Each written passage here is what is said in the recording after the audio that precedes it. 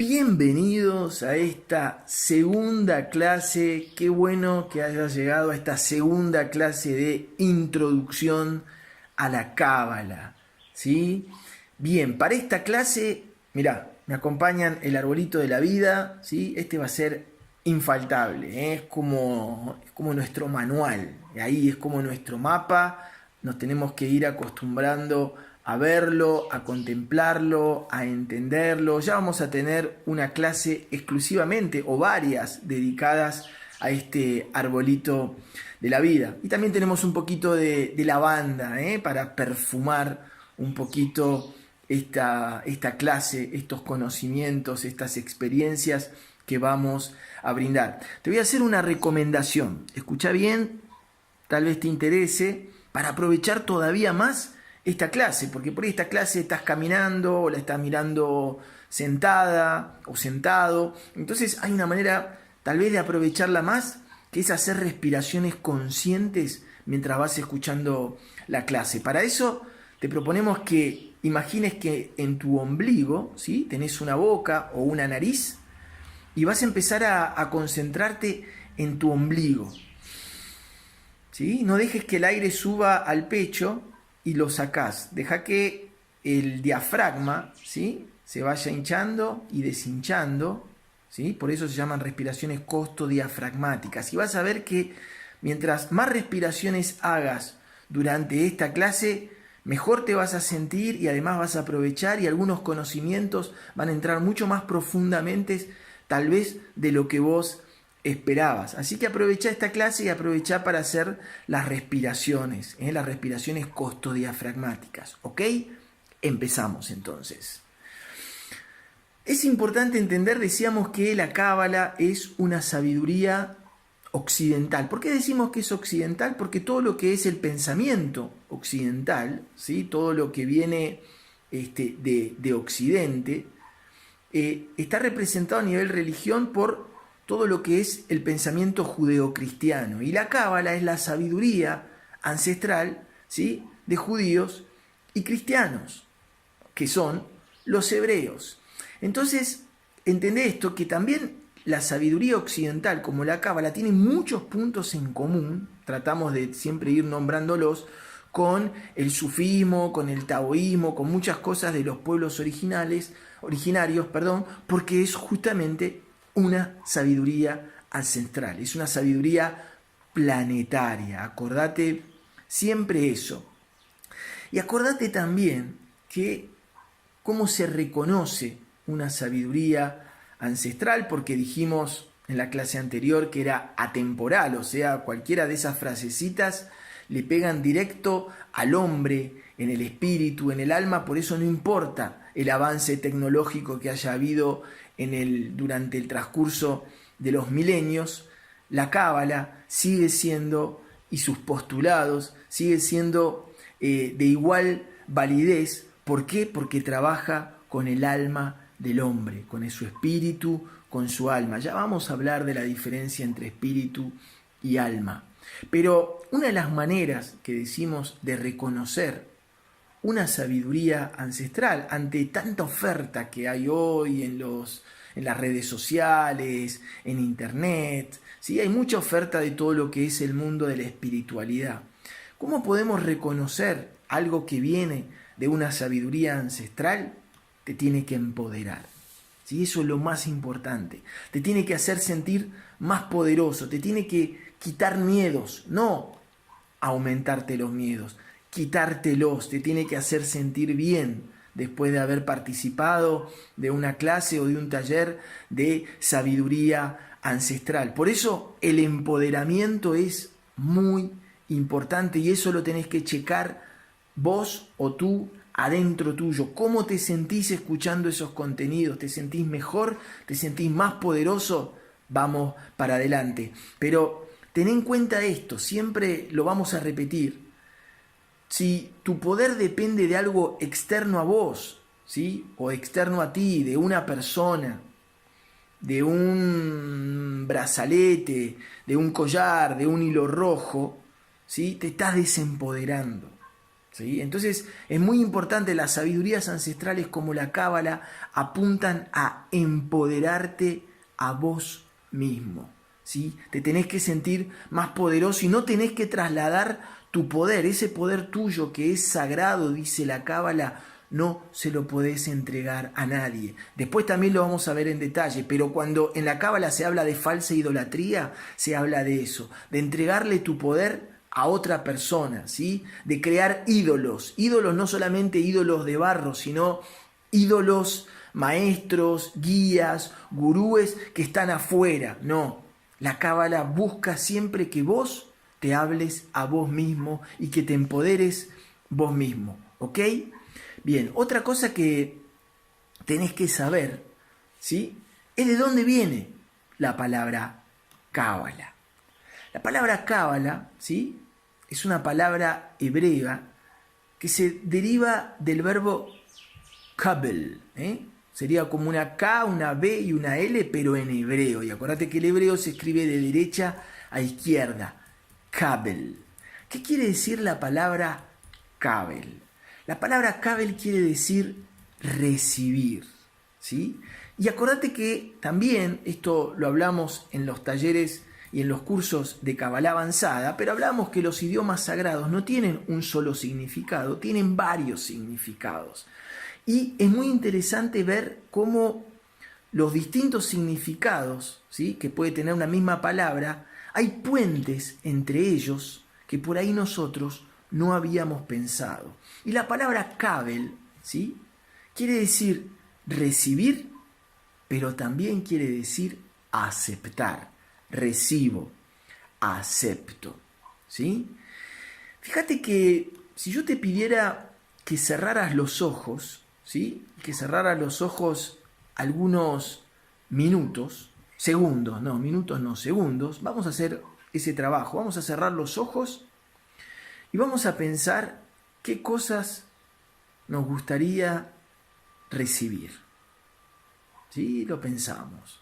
Nos gustaría tal vez recibir amor, tal vez nos gustaría recibir salud, tal vez nos gustaría recibir sabiduría, conocimiento, abundancia, ¿sí?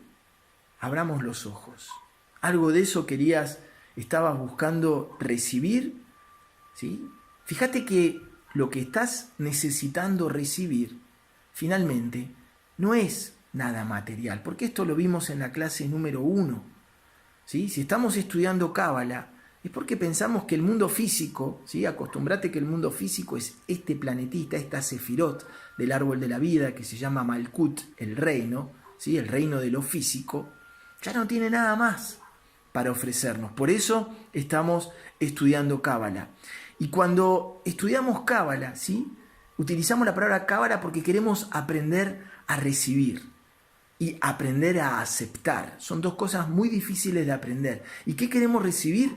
Queremos recibir energías, ¿sí? Queremos recibir energías del universo, energías que están disponibles en este mundo, y que la cábala poco a poco, ¿sí?, con estudio, nos va a ir enseñando cómo podemos materializar estas energías que andan dando vuelta, esto que llaman el 99%, ¿sí? ¿Cómo podemos aprender a materializarlo acá, en la Malkut, en el mundo físico, en el 1%? De eso se trata Kabel, recibir, aprender a recibir energías, ¿sí? Esto es el objetivo que nosotros tenemos con estas clases, que vos aprendas a recibir las energías que andás necesitando y sobre todo a poder materializarlas.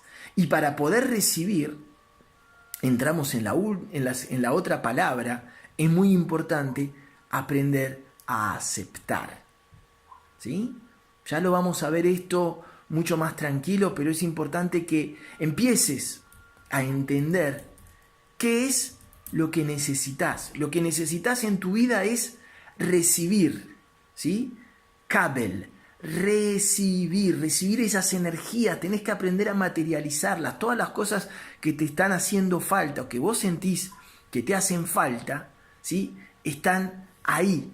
disponibles, pero están esperando a que vos aprendas a materializarlas, a recibirlas. Por eso, ya te voy adelantando, ¿sí?, que esta Sefirot, que llaman la Yesod, es como un embudo, ¿sí?, que permite canalizar y recibir y materializar. Es el puente energético entre, ¿sí?, el mundo físico y el mundo energético. ¿Ok?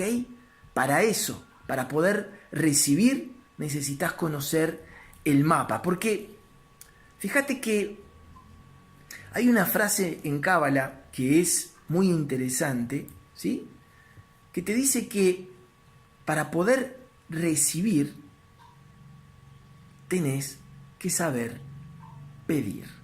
Para poder recibir hay que saber pedir, se dice en Cábala. Decíamos entonces que para poder recibir hay que saber pedir. ¿Estás respirando? Respirá.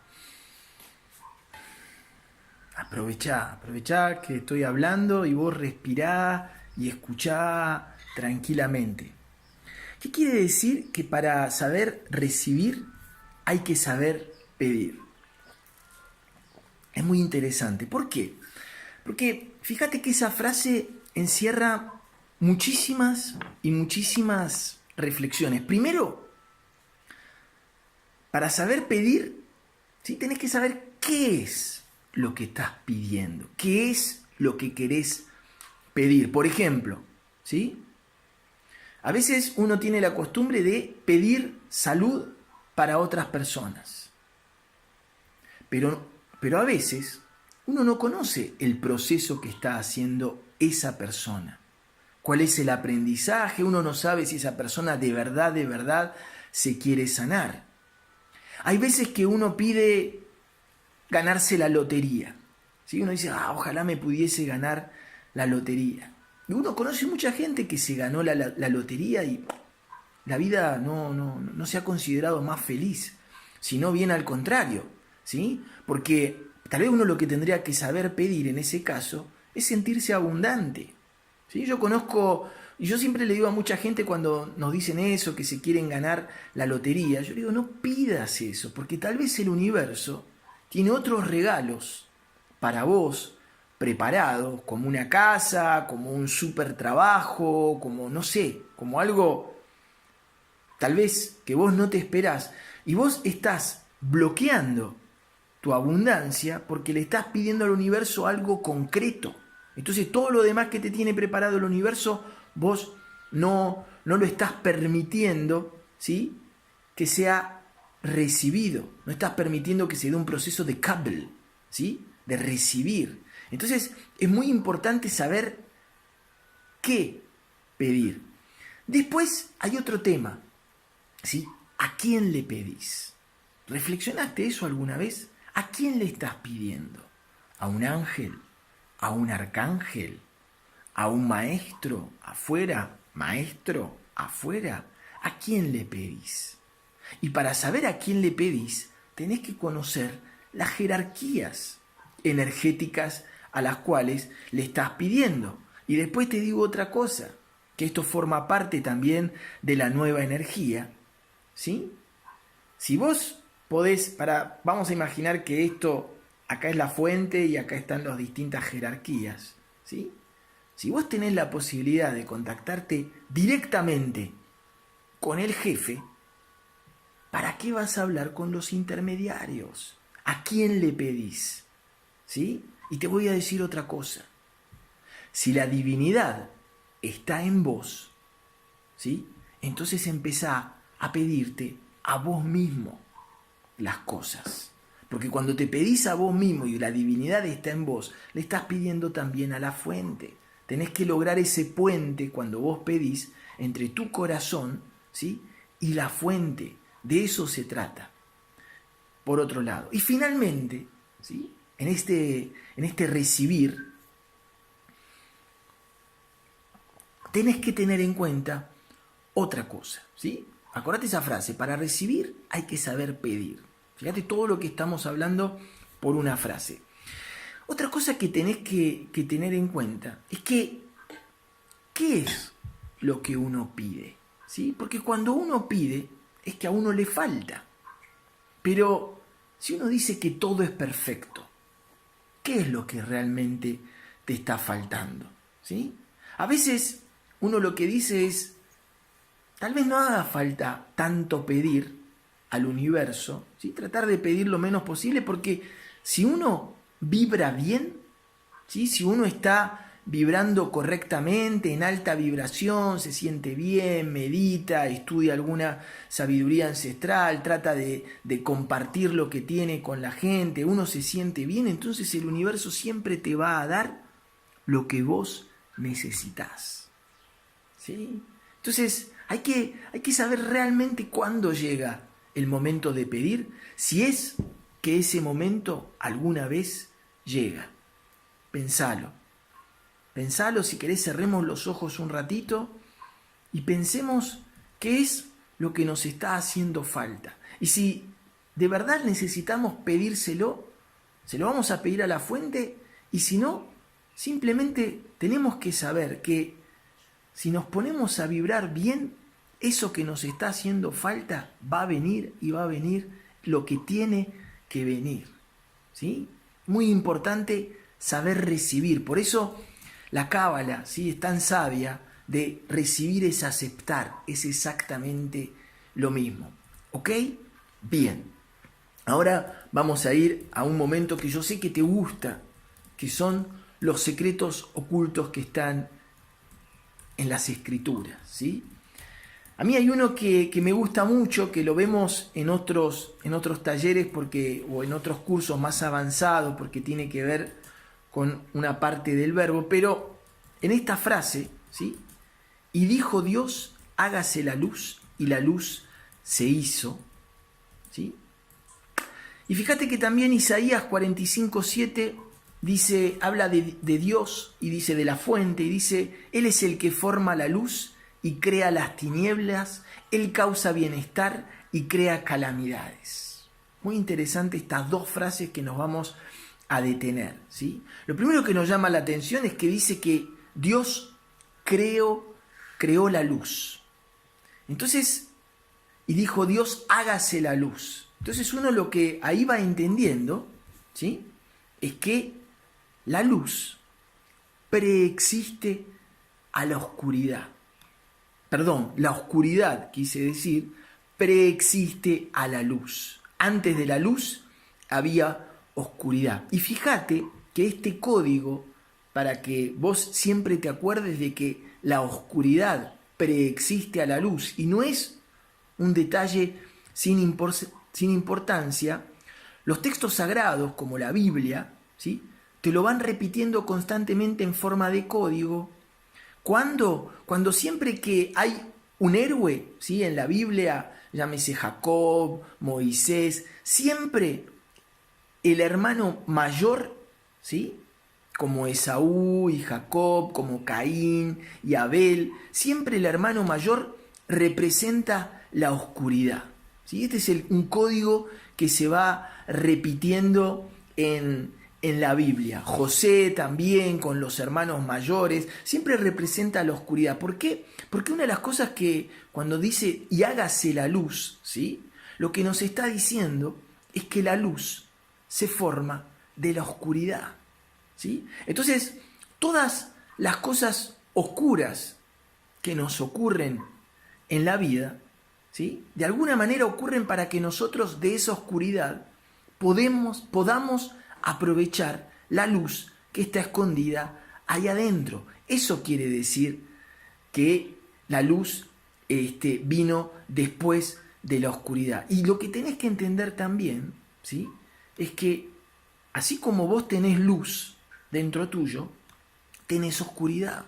Y esa oscuridad que tú tienes y que yo tengo y que todos los que estamos encarnados tenemos, nunca la vamos a poder eliminar totalmente. Porque una de las cosas de las cuales se trata, ¿sí?, esta historia, este cuento en el que estamos, es justamente aprender a vivir con la oscuridad, ¿sí? Eso es con tu oscuridad. Tenés que aprender a vivir con tu oscuridad. Y para eso, ¿sí? Tenés que conocerla. Y así como la oscuridad preexiste a la luz dentro tuyo, quiere decir que nunca la vas a poder eliminar en un 100%, tampoco la vas a poder eliminar en tus hijos, en tu pareja, en tu familia, en tus compañeros de trabajo. Tenés que aprender a abrazar la oscuridad de los demás para poder entender que esa oscuridad que tienen es también la que permite que tengan luz en otros aspectos, ¿sí? Eso es lo que se encierra dentro de hágase la luz. Y dijo Dios, ¿sí? Y hágase la luz y la luz se hizo. Es muy importante ese concepto de que la oscuridad preexiste a la luz. Es un concepto tan importante porque a veces uno quiere eliminar toda la oscuridad que tiene o pretende que la persona que uno está esperando, ¿sí? Para aquellas personas que no tienen pareja o para aquellas personas que tienen pareja, uno espera que vengan perfectas, que vengan todas luminosas, y no porque no serían de este mundo.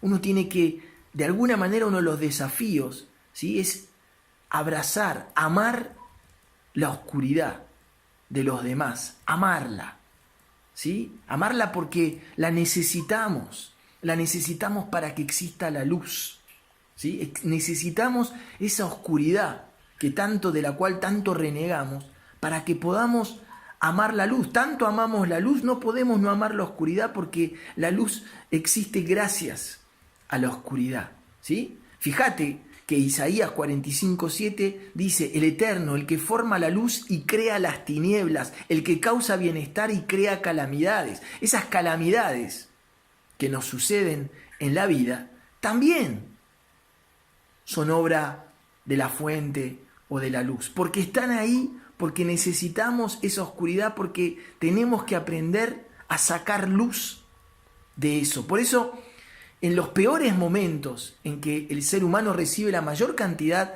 de oscuridad, ¿sí? Un accidente, un abuso, la muerte de alguien, algo, ¿sí?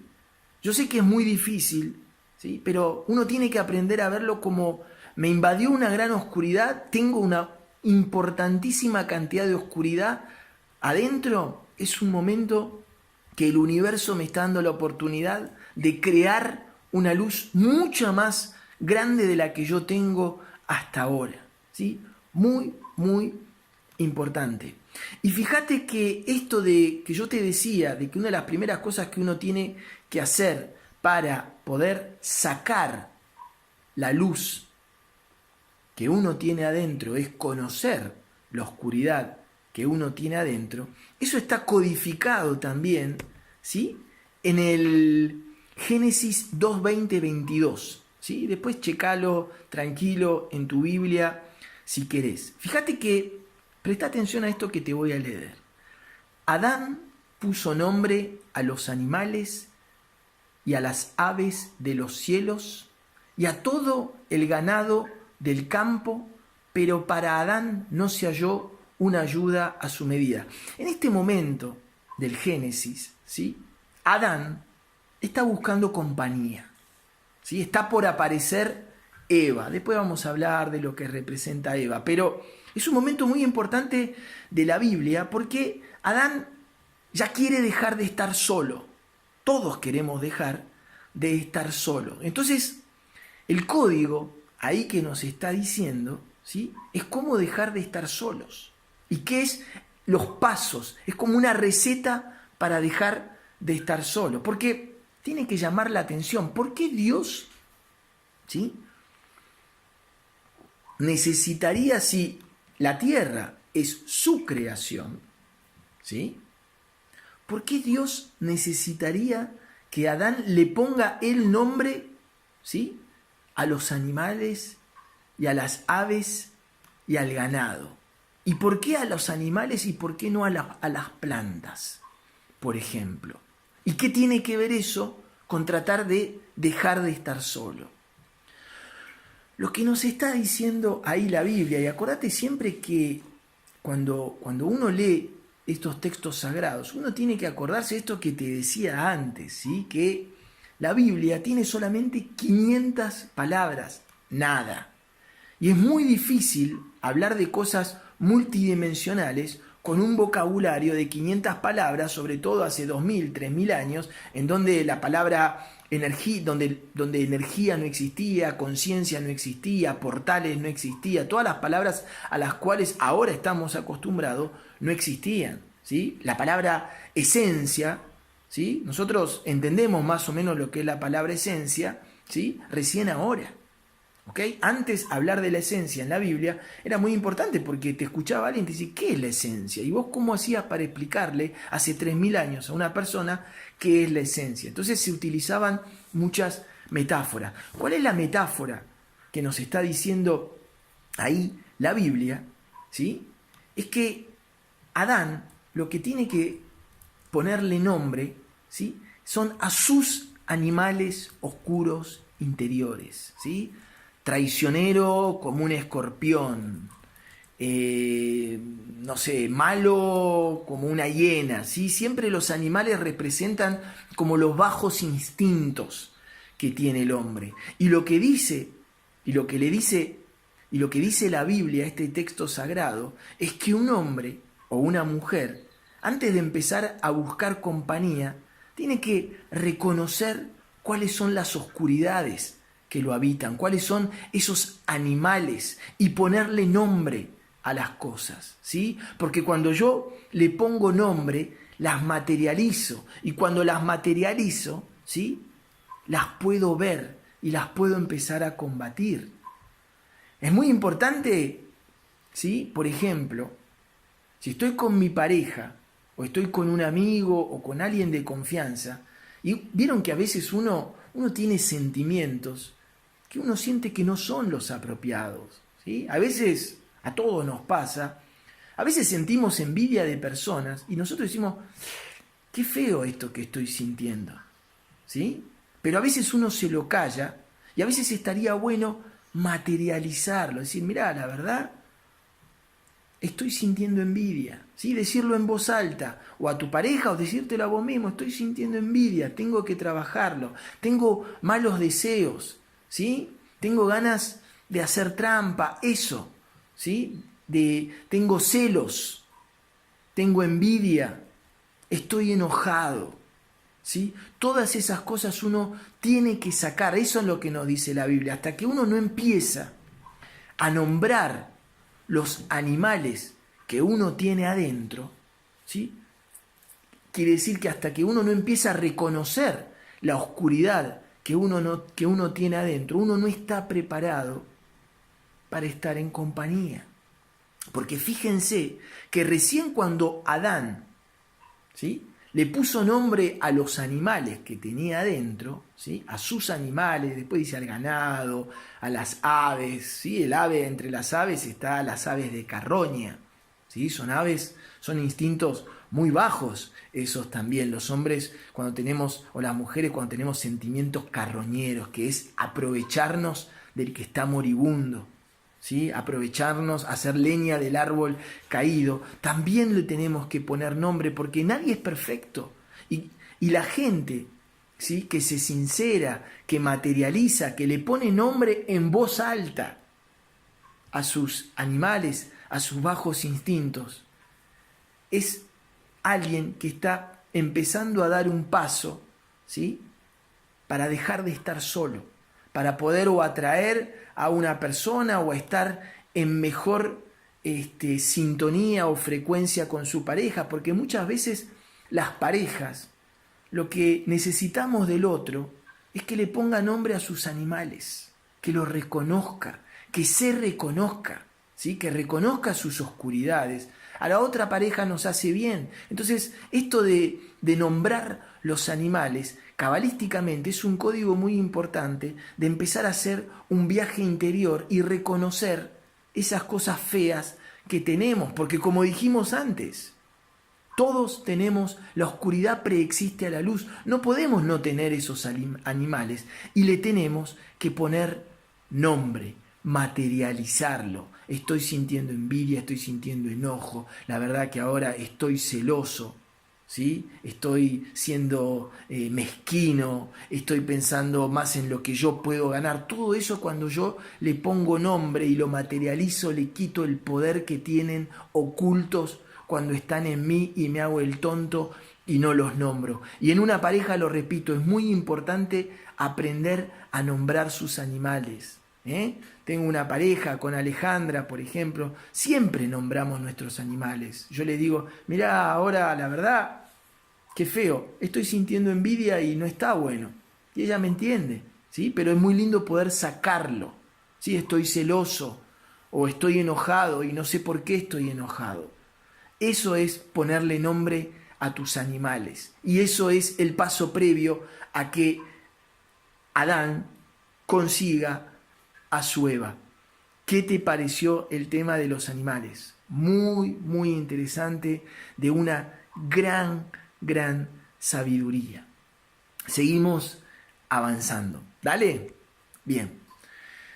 Otra cosa que tenés que entender cuando estudiás Cábala o Kabbalah, ¿sí? Es lo que decimos siempre. En la Biblia, ¿sí? En los textos sagrados hebreos, se habla de oscuridad, se habla de luz, ¿sí? Y dijimos que para que haya luz tiene que haber oscuridad, pero nunca, escúchame bien esto, nunca se habla de bueno o malo.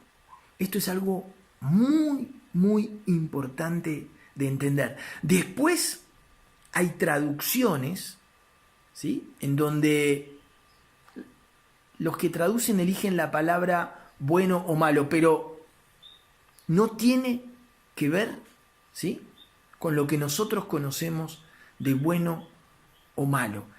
En Cábala no existe la noción de malo y bueno. Por eso, cuando nos preguntan, Dami, Ale, ¿está bien esto?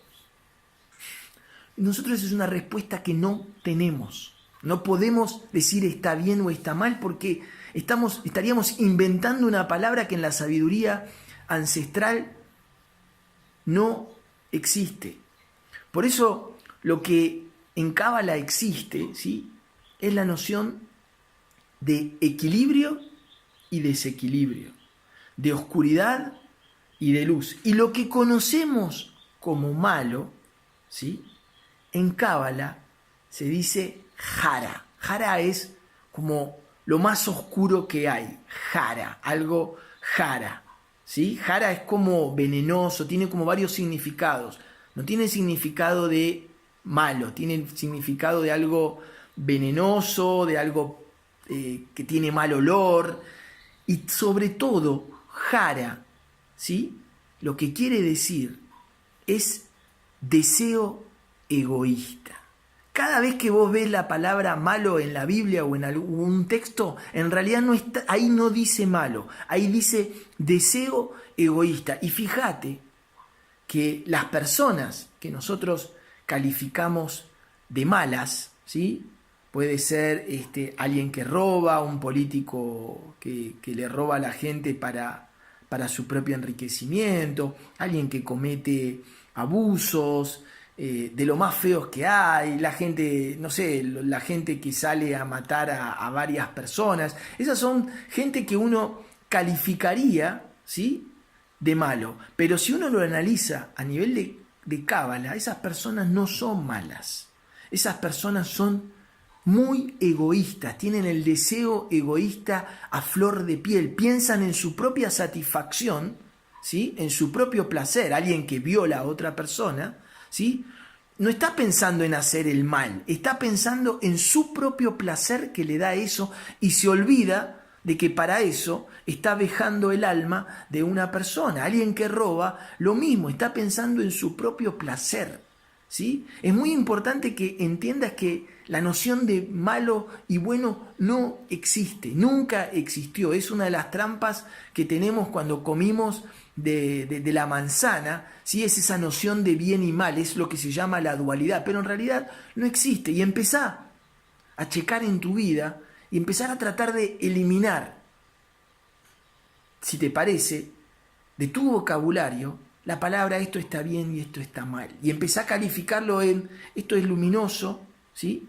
Y esto es un deseo egoísta. Fíjate que te va a cambiar muchísimo en el transcurrir, ¿sí? Empezar a salir de esa dualidad. Fíjate que porque finalmente, ¿sí? Finalmente, si uno tuviese que decir cuál es el objetivo de estudiar cábala, yo nunca te voy a decir que el objetivo de estudiar cábala es que vos seas bueno. Te estaría mintiendo, ¿sí? El objetivo para mí de estudiar la cábala es que uno aprenda a transitar el camino del medio, ¿sí? De donde viene la luz. Después lo vamos a ver, de que encuentres dentro tuyo ese equilibrio, ¿sí? Entre el deseo egoísta que es natural y que existe en vos, en ese animal que tenés adentro, ¿sí? Y en lo otro, que es en el deseo de compartir con los demás, que vos puedas encontrar el equilibrio, que vos puedas encontrar el equilibrio entre lo que es la fuerza, el rigor, la disciplina y el amor, que vos puedas encontrar un punto de equilibrio entre tu autoestima, que te ayuda tanto, y la humildad, que te ayuda tanto. Eso es el equilibrio y lo que uno busca en cábala. Es armonizarse, armonizar la oscuridad y la luz que uno tiene adentro. Eso es el objetivo de la cábala. Fíjate esto que te voy a decir que es bastante interesante. Es interesante saber cómo se dice en cábala, ¿sí? La palabra sabio. ¿Sí? ¿Qué es una persona sabia? Pensalo 2 minutos. Te voy a dejar ahí un tiempito mientras tomo un poquito de mate. ¿Cómo definirías vos a alguien sabio? ¿Sí? ¿Qué es para vos alguien sabio? Viene alguien y te dice... yo siempre trato de imaginar como que viene un chico, ¿sí? Un niño, a preguntarme cómo le explicaría yo a ese niño qué es ser alguien sabio. Pensalo. ¿Cómo definirías vos, ¿sí? Una persona sabia? Pensalo, tranquilo, respirá. Espero que no hayas dejado de respirar, si no, te vas a morir. Bien, antes te voy a decir cómo lo dicen dentro de la sabiduría de los chinos, ¿sí? Todo lo que es los confucianos, tiene una definición de sabiduría que a mí me gusta mucho y te la quiero regalar. Sabiduría es lo que sabés, saber que lo sabés. Y lo que no sabés, saber que no lo sabés. Eso es, según la filosofía de Confucius, ¿sí? Alguien sabio. En Kabbalah, ¿sí? En el mundo hebreo, en Occidente, los sabios, ¿sí? Se los llama los Zadikim.